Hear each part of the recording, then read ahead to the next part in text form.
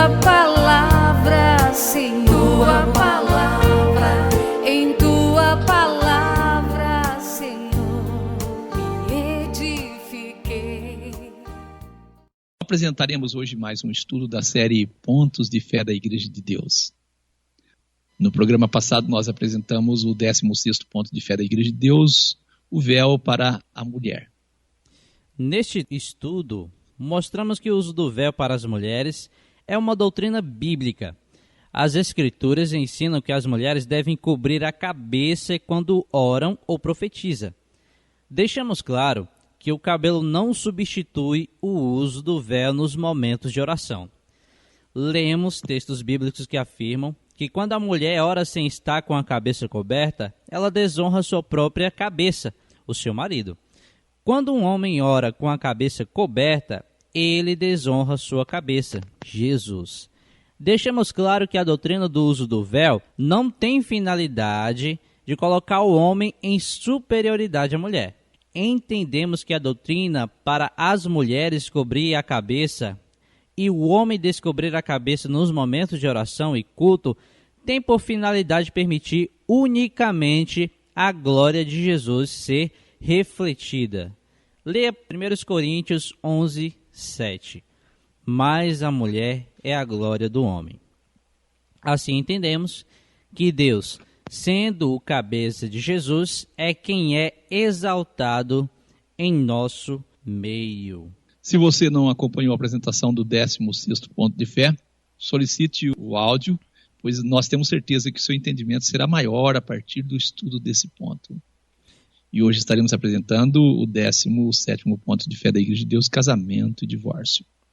Hebreus 13, verso 4. Venerado seja entre todos o matrimônio e o leito sem mácula. Porém, aos que se dão à prostituição e aos adúlteros, Deus os julgará. Venerado seja entre todos o matrimônio e o leito sem mácula. Nós cremos que o casamento é uma instituição divina e honrosa para que o homem e a mulher formem uma família e não vivam solitário. O próprio Senhor Deus diz: não é bom que o homem esteja só. Far-lhe-ei uma ajudadora idônea para ele. Gênesis 2:18. Gênesis 2, versículo 21 ao 24. Então o Senhor Deus fez cair um sono pesado sobre Adão. E este adormeceu e tomou uma das suas costelas, cerrou a carne em seu lugar. E da costela que o Senhor Deus tomou do homem, formou uma mulher e trouxe-a a Adão. E disse Adão, ao ver Eva: esta é agora ossos dos meus ossos e carne da minha carne. Esta será chamada mulher, por conta do homem foi tomada. Portanto, deixará o homem seu pai e a sua mãe, e apegar-se-á à sua mulher, e serão ambos uma carne. Assim nós temos aqui o texto, instituição do registro do casamento. Temos aqui uma demonstração da vontade de Deus para nós. Deus nunca desejou que o homem tivesse mais de uma mulher. Se Deus quisesse que o homem tivesse mais de uma mulher, Deus teria aqui um motivo forte para isso. Adão e Eva foram criados para encher, povoar, multiplicar e encher a terra. Deus teria dado para Adão 7 mulheres. Assim o propósito teria sido cumprido, não era mais rápido. Não. Deus deu uma única mulher e formou esta do próprio Adão. Eles eram, de fato, literalmente parte um do outro, não era? Sim. Por que Deus pega parte deste homem? Porque Deus quer mostrar para nós que o casamento é algo tão sério que as pessoas devem ser parte um do outro, de fato, para que o casamento prossiga como Deus determinou. Deus nunca aprovou a poligamia. Não, Deus tolerou. Há uma diferença grande em tolerar e aprovar. Nós temos em Hebreus 13, versículo 4, na tradução revista atualizada: venerado seja entre todos o matrimônio e o leito sem mácula. Porém, aos que se dão à prostituição e aos adúlteros, Deus julgará. Temos Hebreus 13, 4, na tradução Nova Versão Internacional, diz assim: o casamento deve ser honrado por todos, o leito conjugal conservado puro, pois Deus julgará os imorais e os adúlteros. O cooperador Giliard quer ler em outra tradução? Novo Testamento, linguagem de hoje, né? Que o casamento seja respeitado por todos e que os maridos e as esposas sejam fiéis um ao outro. Deus julgará os imorais e os que cometem adultério. É muito triste Eu digo, repito, é muito triste ver a quantidade de separação e divórcio em nossos dias. Isso tem aumentado assustadoramente. É muito triste. Jesus foi indagado pelos fariseus sobre a dissolução de um casamento. Eu posso deixar da minha mulher? Eu posso? Vamos ouvir o que Jesus disse. E esta conversa de Jesus com os fariseus. Mateus 19, versículo 3 ao 6. Então chegaram ao pé de Jesus os fariseus, tentando-o e dizendo-lhe: é lícito a um homem repudiar sua mulher por qualquer motivo? Jesus disse-lhes: não tendes lido que aquele que o fez no princípio, macho e fêmea os fez? E disse: portanto deixará o homem pai e mãe, e se unirá à sua mulher, e serão dois numa só carne? Assim não são mais dois, mas uma só carne. Portanto, o que Deus ajuntou, não o separe o homem. O texto recomenda que os homens não devem separar um casal que foi unido em matrimônio diante de Deus. O texto não está dizendo que os homens não podem separar, está dizendo que ele não deve, é uma orientação, não deve separar. Isso é reforçado na frase, até que a morte os separe. É uma frase que a gente ouve muito nos casamentos, Sim. Até que a morte os separe. Muitos casais dizem assim, o cooperador de Iliardo, nossa união não foi por Deus, caso contrário nós não separaríamos. Que desculpa, não é desculpa? É desculpa. Olha, quando um casal busca unir-se em matrimônio diante de Deus por meio de um ministro, nós entendemos que como cristão eles tenham buscado a direção de Deus para um passo tão grande de muita responsabilidade. Eu mesmo digo aqui, me recuso a unir ou dar as bênçãos aos noivos sem primeiro conhecê-los. Eu não sinto confortável, não faço. Eu vou ter uma conversa com as pessoas, porque é um passo muito sério. E eu vou dizer outra coisa, que nós não devemos encorajar um casamento quando percebemos julgo desigual. O nosso irmão Paulo escreveu, não vos prendais a um julgo desigual com os infiéis, porque que sociedade tem a justiça com a injustiça? E que comunhão tem a luz com as trevas? Isso está registrado em 2 Coríntios 6, e verso 14. Aos que querem se unir em casamento, devem entender que estão assumindo algo muito sério. Muito, muito sério mesmo. Nós fizemos uma pesquisa sobre as maiores causas de divórcio. A monotonia. O que é a monotonia? Algumas vezes os parceiros estão entediados um com o outro. Às vezes eles têm expectativas irreais em relação ao relacionamento.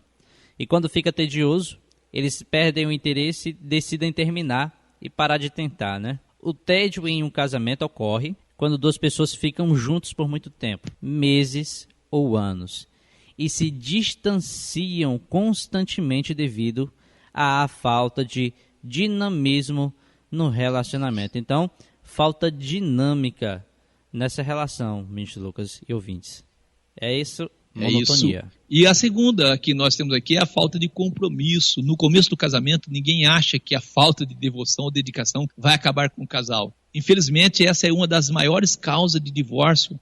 Mesmo se no começo do relacionamento esse compromisso existe, e provavelmente é claro que existe, ou não haveria casamento, com o tempo os casais perdem o interesse em agir por seus relacionamentos, não é isso? Eles sucumbem à rotina e aos hábitos e finalmente se tornam completamente alienados. E uma terceira causa é falta de intimidade. Frequentemente, a compatibilidade sexual dos parceiros é outro problema que leva à separação. Baixa satisfação sexual, tanto do marido quanto da mulher, pode levar a acusações mútuas. A falta de intimidade é uma das causas de divórcio mais comum hoje em dia, infelizmente. O quarto, discussões demais e opiniões diferentes. Essa é provavelmente a razão mais séria que pode levar ao divórcio. Falta de uma visão comum. Valores morais e intelectuais que são a fundação de um relacionamento sólido. Desavenças e diferenças de opinião. Frequentemente ocorre quando os dois parceiros são incompatíveis e nunca conseguem estar na mesma página. Caem nessa armadilha casais que se casam cedo demais, antes de realmente analisar seu relacionamento de todos os pontos de vista. Falta de visão comum causa discussões e aí leva à separação. Isso mostra que de fato não casaram, né? Isso, verdade. Não são um. A infidelidade, que é o quinto ponto aqui que nós vamos trazer, seria a causa maior dos divórcios. Não, esta Esta não está nas causas de divórcio mais comum, não. Mas, definitivamente, é a mais dolorosa. Pode ocorrer como resultado das razões mencionadas anteriormente, ou o parceiro que trai está em busca de validação de outra pessoa. Independente da razão, a infidelidade é responsável por muitos corações partidos e casamentos destruídos desde a antiguidade. E pela pesquisa deu para perceber que a infidelidade é fruto de um casamento que não aconteceu, dos noivos casarem, juntar, unir, aliar-se e ser um. Como está escrito em Gênesis 2:24, portanto, deixará o homem seu pai, sua mãe, apegar-se-á à sua mulher e ambos serão um. Gênesis 2:24. Tem muitos casais que entram no casamento por causa do pai e da mãe. Isso. Ou não entram por causa do pai e da mãe. E aqui o texto diz deixar o pai e a mãe. Antigamente acontecia muito esses casamentos, as pessoas casavam, mas casavam mais as fazendas, as propriedades do que os filhos. E hoje ainda há tipo de casamento assim. Nós devemos tomar muito cuidado com esta prática. A infidelidade é a quinta causa de divórcio. Sim. Nós trouxemos aqui a trajetória do divórcio no Brasil. Nós temos aqui 1827. Com a proclamação da independência e a instauração da monarquia, né, isso nós temos em 1822 a 1899, o Brasil permaneceu sob influência direta e incisiva da Igreja Católica. Em matéria de casamento, o decreto de 3/11 de 1827 firmava a obrigatoriedade das disposições do Concílio de Trento e da Constituição do Arcebispado da Bahia, consolidando a jurisdição eclesiástica nas questões matrimoniais. Em 1861, no Brasil Império, houve a primeira flexibilização da Igreja Católica. O decreto 1144, de 11/9 de 1861, regulou o casamento entre pessoas de seitas dissidentes de acordo com as prescrições da respectiva religião. Ela, que tinha o monopólio do casamento, a Igreja abriu mão. A inovação foi passar para a autoridade civil a faculdade de dispensar os impedimentos e de julgar a nulidade do casamento. No entanto, admitia-se apenas a separação pessoal, era o desquite conhecido que a gente conhece. Separava, mas não dava a condição da pessoa voltar a casar com outra. Aí, em 1889, com a proclamação da República, em 15 de novembro de 1889, houve a separação entre a Igreja e o Estado e a necessidade de regular os casamentos. Em 1891, ante a persistência da realização exclusiva do casamento católico, foi expedido o novo decreto, número 521, em 26 de junho de 1890, dispondo que o casamento civil deveria preceder as cerimônias religiosas de qualquer culto. Foi disciplinada a separação de corpos, sendo indicadas as causas aceitáveis: adultério, sevícia ou injúria grave, abandono voluntário do domicílio conjugal por 2 anos contínuos e mútuo consentimento dos cônjuges, se fossem casados há mais de 2 anos. Em 1893, o deputado Érico Marinho apresentava no parlamento a primeira proposição divorcista. Em 1896 e 1899, renovava-se a tentativa na Câmara e no Senado da dissolução do casamento, que era o divórcio. Em 1900, o deputado provincial Martinho Garcia ofereceu ao Senado o projeto de divórcio vincular. A proposição foi rejeitada. Em 1901, o jurista Clóvis Bevilacqua apresenta, após 6 meses de trabalho, seu projeto de Código Civil. Duramente criticado por então senador Rui Barbosa e por vários juristas, seu projeto sofreu várias alterações até sua aprovação, que foi em 1916. Tal como no direito anterior, permitia-se o término da sociedade conjugal somente por via do desquite, amigável ou judicial. A sentença do desquite apenas autorizava a separação dos cônjuges, pondo um termo ao regime de bens. No entanto, permanecia o vínculo matrimonial. A enumeração taxativa das causas de desquite foi repetida, ou seja, adultério, tentativa de morte, sevícia ou injúria grave em abandono voluntário do lar conjugal. Foi mantido o desquite por mútuo consentimento. A legislação civil inseriu a palavra desquite para identificar aquela simples separação de corpos. Em 1934, indissolubilidade do casamento torna-se preceito constitucional na Constituição do Brasil de 1934. Em 1937, a Constituição de 10 de novembro reiterou que a família é constituída pelo casamento indissolúvel, sem se referir à sua forma. O mesmo preceito foi repetido na Constituição de 1946 e 1967. Código Penal de 1940, o indivíduo que traísse poderia pegar até 6 meses de reclusão. Porém, em 2005, a promulgação de lei 11.106 derrubou as ideias sobre essas questões e o adultério deixou de ser um ato ilícito. Interessante, né? O Código Civil previa, né, uma condenação para a pessoa que cometesse adultério. Em 1946, ainda na vigência da Constituição de 1946, várias tentativas foram feitas no sentido de introdução do divórcio no Brasil, ainda que de modo indireto. Seria acrescentada uma quinta causa de anulação do casamento por erro essencial, consistente na incompatibilidade entre os cônjuges, com prova de que, após decorridos 5 anos da decretação ou homologação do desquite, o casal não restabelecera a vida conjugal. Proposta também emenda constitucional visando suprimir da Constituição a expressão de vínculo indissolúvel do casamento civil. Em 1969, de acordo com a carta outorgada pelos chefes militares, a emenda constitucional número 1/69, qualquer projeto de divórcio somente seria possível com a aprovação de emenda constitucional por 2/3 de senadores, 44, e de deputados, 207.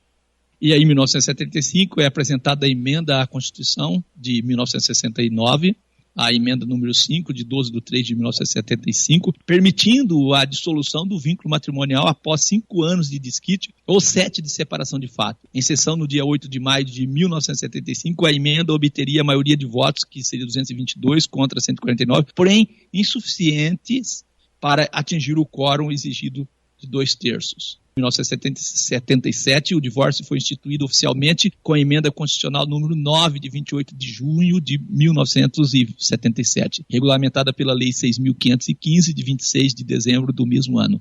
Lei de autoria do senador Nelson Carneiro, a norma foi objeto de grande polêmica na época, principalmente pela influência religiosa que ainda pairava sobre o Estado. A inovação permitia extinguir por inteiro os vínculos de um casamento e autorizava que a pessoa casasse novamente com outra pessoa.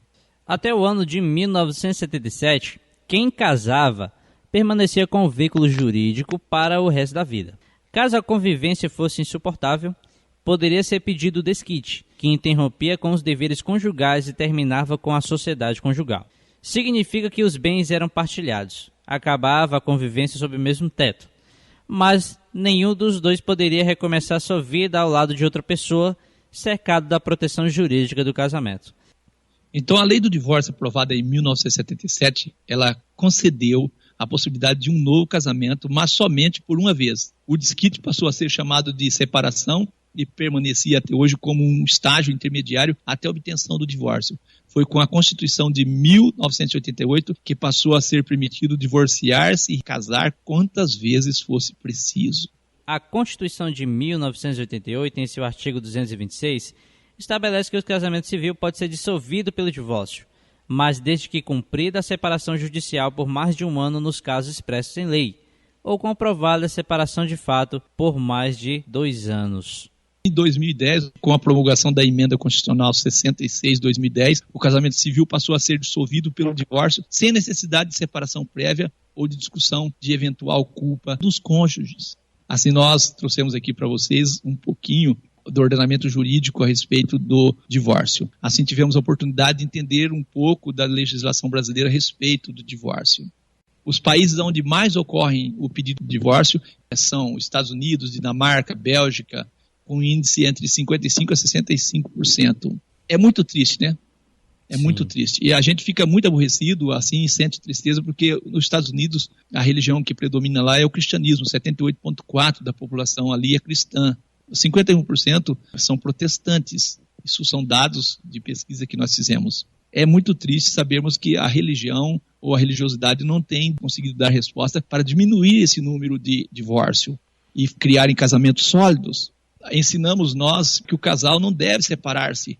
Caso aconteça, deve ficar só ou se reconciliarem. Nosso irmão Paulo escreveu em 1 Coríntios 7, versículo 10 a 11, todavia aos casados mando, não eu, ele disse, mas o Senhor, que a mulher não se aparte do marido. Se porém se apartar, que fique sem casar, ou que se reconcilie com o marido, e que o marido não deixe a mulher. Essas são as recomendações bíblicas. Também nós temos aqui em 1 Coríntios 7, versículos 12 ao 17.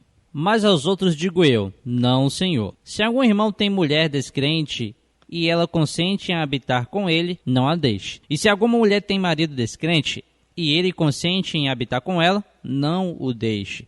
Porque o marido descrente é santificado pela mulher, e a mulher descrente é santificada pelo marido. De outra sorte os vossos filhos seriam imundos, mas agora são santos. Mas, se o descrente se apartar, aparte-se, porque neste caso o irmão ou irmã não está sujeito à servidão. Mas Deus chamou-nos para a paz, porque desde onde sabes, ó mulher, se salvarás teu marido? Ou de onde sabes, ó marido, se salvarás tua mulher? E assim, cada um ande como Deus lhe repartiu, cada um como o Senhor o chamou. É o que ordeno em todas as igrejas.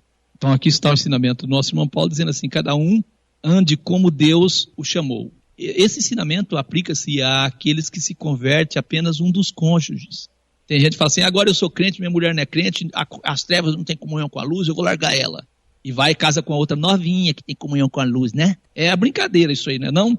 Brincadeira. Quem pode casar? Viúvos podem casar novamente, pode? Sim. 1 Coríntios 7, 39. A mulher casada está ligada pela lei todo o tempo que seu marido vive. Mas se falecer o seu marido, fica livre para casar com quem quiser, contanto que seja no Senhor. Contanto que seja no Senhor. Eu vou casar, vai lá, busca uma pessoa que não tem nada a ver com sua fé e casa. Está errado. Separação por outros motivos, que não adultério, não permite o novo casamento. Nós temos em 1 Coríntios 7, 11, se porém se apartar, que fique sem casar, ou que se reconcilie com o marido, e que o marido não deixe a mulher. Aqui podia dizer assim, né, cooperador Giliard? Aquela confusão que as pessoas fazem de repúdio e divórcio. Se você der o divórcio, você pode casar de novo. Não é isso que está falando aqui, não. Não. Está dizendo que se apartar, fique sem casar, ou que reconcilie com o marido.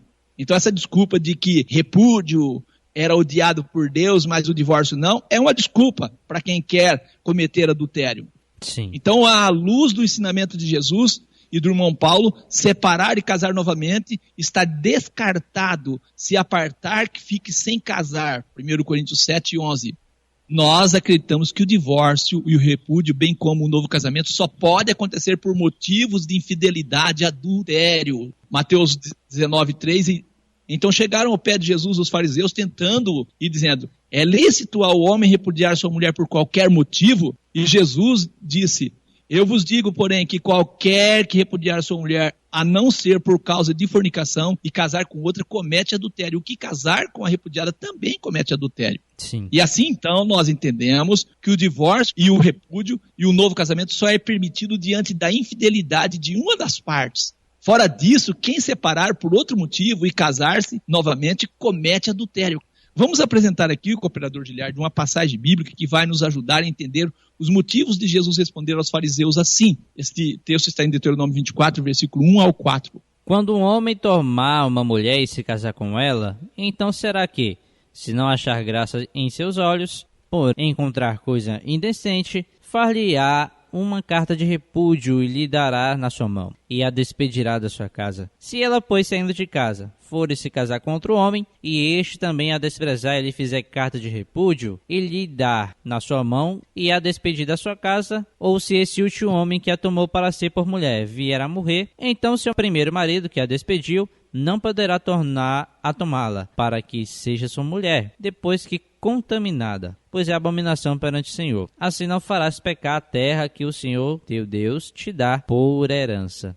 Temos uma lei sobre o divórcio, o repúdio, não é isso? Isso. E eu quero dizer que não há o que questionar. O texto de Deuteronômio 24, versículo 1 ao 4, permite o divórcio e a separação por qualquer motivo. É isso que está aqui. Está permitindo. Nós vamos entender isso à luz do que Jesus diz. Jesus diz, qualquer que deixa a sua mulher e casa com outra, adultera.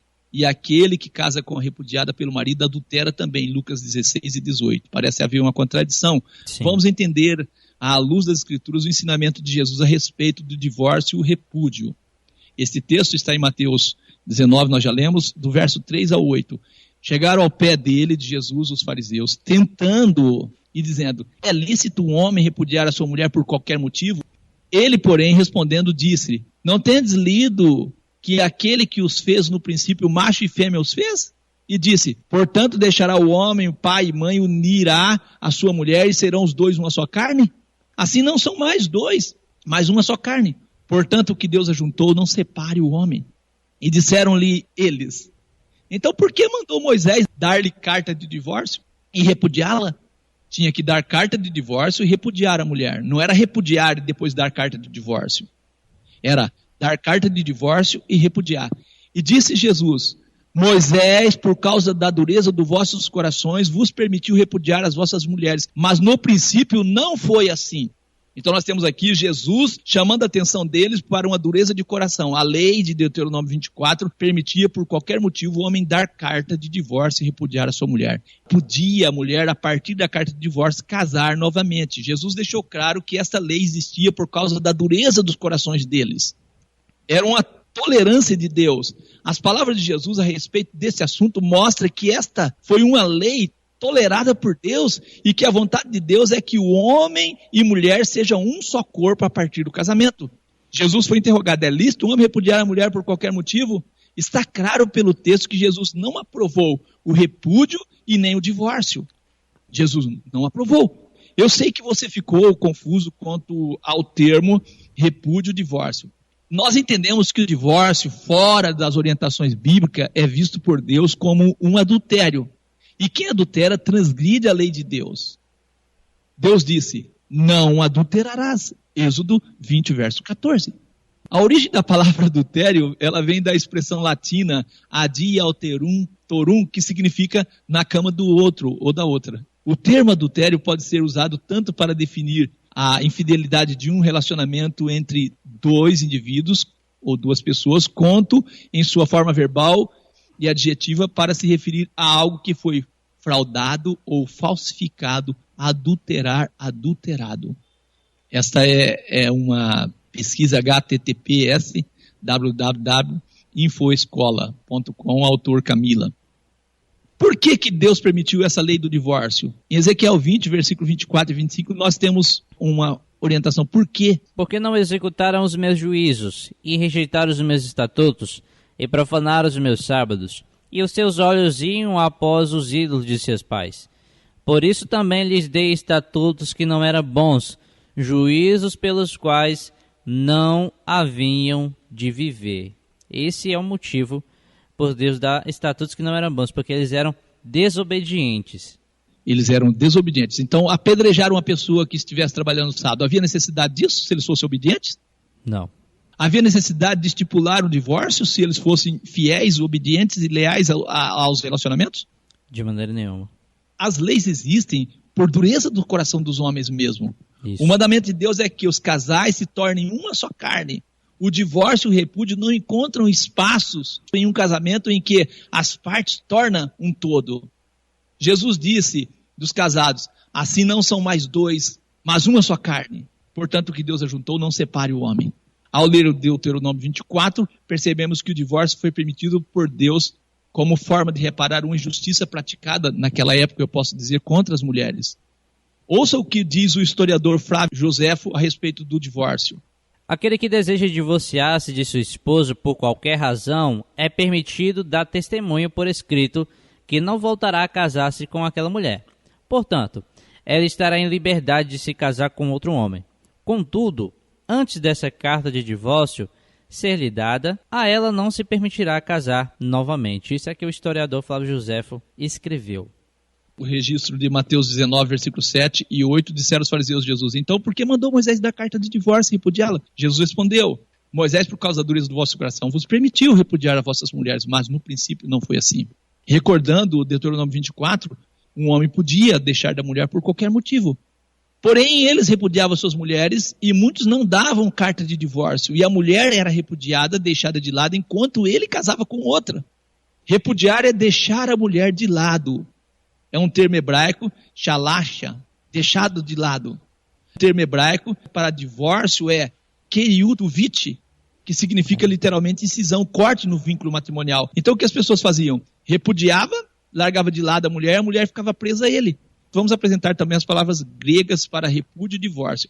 E é nessas palavras aqui que as pessoas buscam espaço para querer buscar a aprovação bíblica para o divórcio. A palavra apostasion, como termo técnico de uma carta ou escritura de divórcio. Temos outra palavra?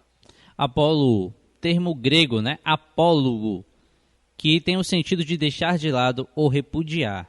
Então nós vemos assim que naquela era de total domínio masculino, os homens tomavam para si outras esposas e não davam carta de divórcio quando as abandonavam.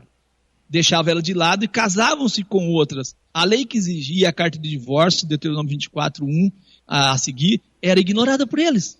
Então, a partir desse contexto histórico, Mateus 19:7 a seguir encontra sentido. Os fariseus disseram então a Jesus: por que mandou Moisés dar carta de divórcio repudiado? Jesus disse: por causa da dureza do vosso coração, porque eles eram infiéis. Acredito que você entendeu a diferença entre divórcio e repúdio.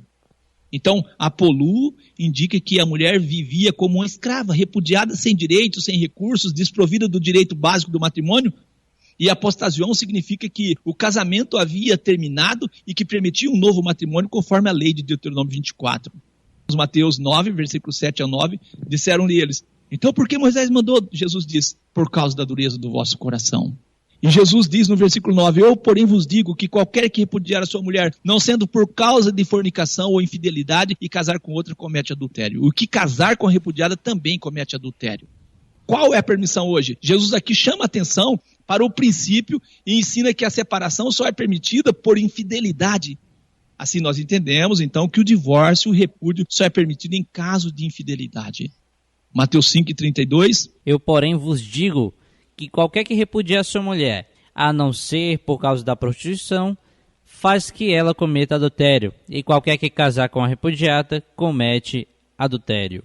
À luz do que Jesus ensinou, fica claro que ele não aprovou o repúdio e nem o divórcio. Sim. Agora, companheiro Giliardi, alguns autores tentam se apoiar na diferença entre as palavras gregas para repúdio, que é apolu, e divórcio, que é apostasion, para sustentar o equívoco de que Jesus condenou o repúdio e não o divórcio.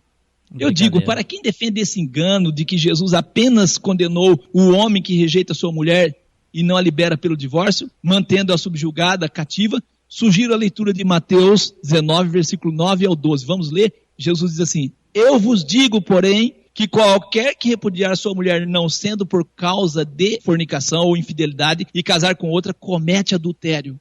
E o que casar com a repudiada também comete adultério.